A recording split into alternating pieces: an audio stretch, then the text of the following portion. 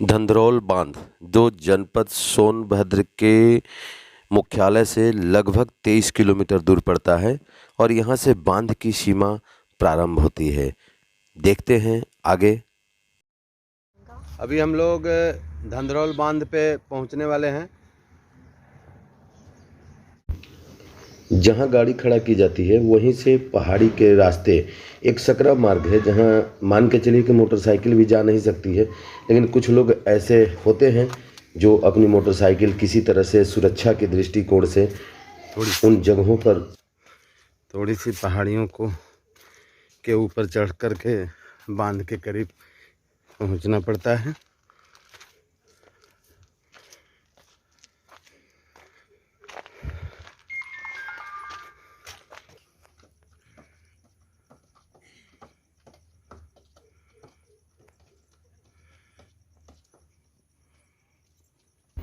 अब हम लोग बांध के ऊपर आ गए हैं और यह एक सुंदर प्रकृति का नज़ारा जो घाघर नदी पे बना हुआ है, और ये इतना सुंदर ब्रिटिश शासन काल में बना यह बांध एक मनमोहक अपने आप में सुंदरता को समाये हुए है।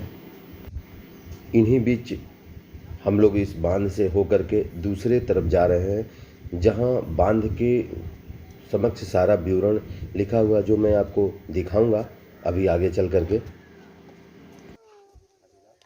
सोनभद्र स्थित धंधरौल बांध पे मौजूद हैं। ये जनपद मुख्यालय से लगभग 23 किलोमीटर दूर पड़ता है और यहाँ पे ये ब्रिटिश शासन काल के समय से बना है। मैं आपको ये बताना चाहता हूँ कि ये जो धंधरौल बांध है ये घाघर नदी पे बना है, जो 1912 में चालू हुआ था और 1917 में बन करके ये तैयार हुआ। और इसको जो है जितने भी अधिकारी थे उस समय सारे लोगों के नाम यहाँ पे मौजूद हैं। और ये जो बांध है वो, इससे हम आपको बताते चले कि कम से कम ये मिर्ज़ापुर से लेकर के और सोनभद्र के बहुत से ऐसे क्षेत्र हैं जहाँ नहर की योजनाओं के संग जो है खेती के लिए माना जाता है और यहाँ से पानी सप्लाई होती है। और हर जगहों पे ये देखा जाता है कि घाघर नदी पे जो ये बांध बना है इसका पानी हर जगह मौजूद हो जा रहा और किसानों के लिए बहुत ही एक सुलभ सुविधा इस बांध से उपलब्ध हो रही है। ये जो दिख रहा है यह एक किला है जिसपे उस समय राजा और रानी आकर के रहते थे। ये एक भवन के तरह बना हुआ है।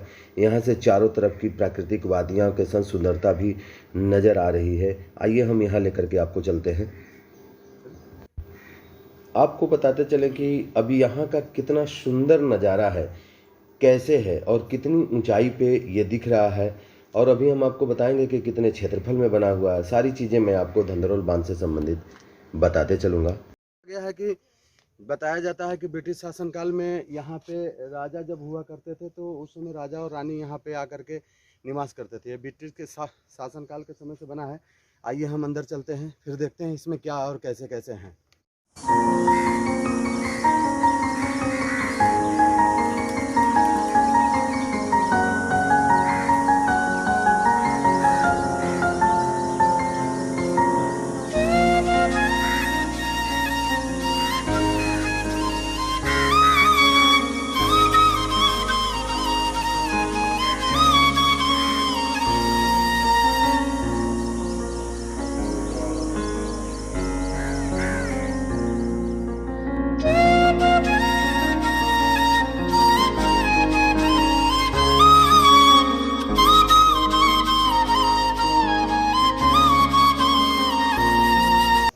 उन्नीस 1912 में बना ये धंधरौल बांध अपनी सुंदरता को अपने आंचल में समाये हुए है। मैं इसमें जहाँ राजा रानी निवास करते थे मैं ऐसे जगहों पे ले चलता हूँ। आज ये जगह खंडहर में तब्दील हो गया है। गेट भी अब लगभग समाप्त हो गए हैं, क्योंकि एक शतक बीतने के बाद क्या बचेगा ये आप खुद अनुमान लगा सकते हैं। लेकिन फिर भी अंग्रेज़ों को शासनकाल के समय से जो चीज़ें बनी थी वह एक देखने के योग्य है। सारा इमारत इन्हीं चूना और मिट्टी गारों पे टिका हुआ है। आइए देखते हैं इनके ऊपर क्या क्या निर्माण हुए थे। मैं आपको कुछ और चीज़ें दिखाना चाहता हूँ। जैसे यहाँ पे मान्यता है कि यहीं पे रानी और राजा रहा करते थे, और रानी और राजा के समय में यहाँ से एक दृश्य होता था तो सारे चीज़ें दिखाई देती थी। चारों तरफ की खेती हरियाली। मैं आपको ये दिखाना चाहता हूँ सुंदर वादियों में कितना सुंदर ये मौसम और पर्यावरण आज है, तो उस समय कैसा होगा जब राजा और रानी 1913 के समय में यहाँ निवास करते थे। अभी एक आपको मैं सामने दिखाना चाहता था, ये जो सामने पहाड़ी दिख रही है ये विजयगढ़ का किला है।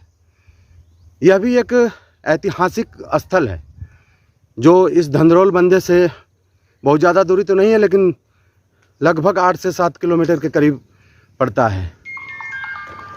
सुंदरता पर्यावरण में समाये हुए है, ये देखने के योग्य तो हैं, लेकिन ऐसी स्थिति में ये दिख रहा है कि कितना समय में कितनी मजबूती से ये बनाया गया होगा यह किला।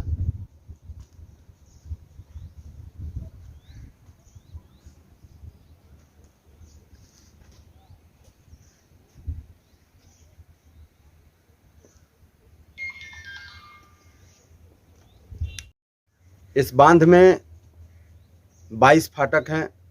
2500 हेक्टेयर में यह बांध बना हुआ है और यहाँ से खेती के लिए, रबी की फसल के लिए सारी चीज़ें जो है, जो पानी हमारे नहरों से संचालित हो। कुछ देर बाद हम वहाँ चलेंगे जहाँ से नहरों के लिए पानी संचालन किया जाता है, और यहाँ से जो पानी ओवरफ्लो होता है वो 22 फाटक से होकर के फिर सोन नदी में मिल जाता है, क्योंकि पानी जब एक्स्ट्रा हो जाएगा तो टूटने के भय की वजह से जो फाटक हैं वो समयानुसार खोल दिए जाते हैं।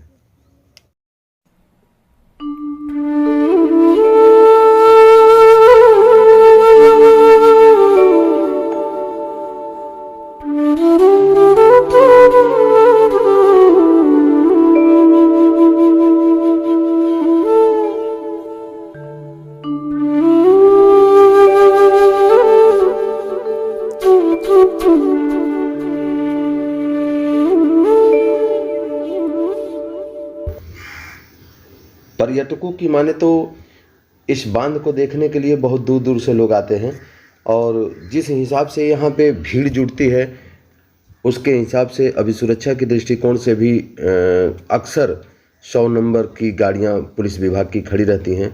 बहुत ही मनमोहक लगता है। अभी हमने आपको ऊपर दिखाया था एक ऐसा जगह जहाँ राजा रानी रहते थे।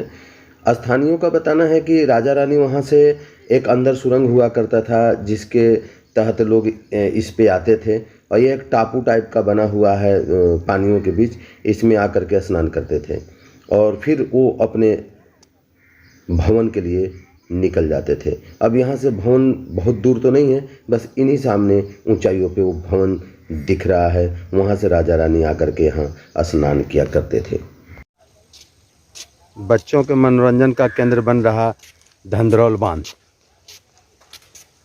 ब्रिटिश शासनकाल से बना यह बांध बहुत ही मनमोहक है, जिसमें बहुत पर्यटक यहाँ आते जाते रहते हैं, और हमेशा पर्यटकों की भीड़ यहाँ अक्सर लगी रहती है। अक्सर लोग यहाँ पे पिकनिक मनाने से लेकर के हर तरह के लोग जुड़ते हैं और आनंद लेते रहते हैं। देखिए, मैं यहाँ एक दिखा रहा हूँ जहाँ ये लोग अपने में पिकनिक मना रहे हैं और एंजॉय कर रहे हैं। और इस बांध से होकर के जितने भी हैं, बहुत ज़्यादातर लोग ये मछली मार रहे हैं, और ये लोग जो नज़दीकी यहाँ के निवासी हैं, ये लोग मछली का उपयोग बहुत भली भांति करते रहते हैं। कटिया लगा करके ये लोग मछली मार रहे हैं। मछली मारने के दौरान मैं कुछ आपको और भी अजीबोगरीब चीज़ दिखाऊंगा कि ये लोग किस प्रकार तरह तरह का परिवर्तन करके मछली मारने का काम कर रहे हैं। ऐसे में थोड़ा सा हम आगे बढ़ते हैं, जहाँ पे एक पानी कैनाल के लिए जब छोड़ा जाता है तो उस कैनाल में पानी छोड़ने के लिए एक ऐसा पॉइंट लगा हुआ है जिसे अभी तो फ़िलहाल मान के चलिए तो ये लॉक कर दिया गया है, जिससे कोई भी पानी इसका न खोल सके, क्योंकि हर तरह से छेड़खानी करने वाले बच्चे, शरारती लोग यहाँ आते रहते हैं। आगे मैं आपको दिखाता हूँ और भी कृतियाँ। देखिए, ये जो काले काले दिख रहे हैं ये कुछ और नहीं, ये मछली मारने वाले जो गाड़ी के ट्यूब पर हवा भर करके बैठ गए हैं, और इन्हीं बीच जो है वो बीच में जा कर के और मछलियों को मार रहे हैं। अभी कुछ चीज़ें और भी दिखाएंगे, जहाँ मैंने जूम करके ये दिखा, देखिए काला काला ये भी दिख रहा है। ये लोग जो है एकदम बीचों बीच जा कर के मछली मार रहे हैं। ये कोई और नहीं है, कुछ तो मछुआरे हैं, कुछ स्थानीय लोग हैं और स्थानीयों द्वारा इस तरह के आनंद, यहाँ भी देखिए 2 लोग हैं, तो लगभग ये देखा गया है कि लगभग 2 दर्जन से ज़्यादा लोग यहाँ पे मछली मार रहे हैं और फिर अपने गंतव्य को शाम तक ये लोग रवाना हो जाते हैं धंधरौल बांध से। ऐसे में हम लोग आगे बढ़ते हैं और आगे बढ़ते समय हमने देखा कि यहाँ भी लगभग कई लोग जो है मछलियों मारने के लिए अपना कटिया का जाल लगाए हुए हैं और उनके साथ साथ देखा गया कि छोटे छोटे बच्चे भी हैं। जो छोटे छोटे बच्चे पानी के किनारे के स्तर पे जो पत्थर टाइप के जो दिख रहे हैं, यह बहुत ही मनमोहक है। पहाड़ का किनारा तो है, घाघर नदी से घाघर नदी का ही एक ये भाग है, क्योंकि घाघर नदी पे ही धंधरौल बांध बना हुआ है और ये लोग मछली मारने में अपने आप में मशगूल हैं।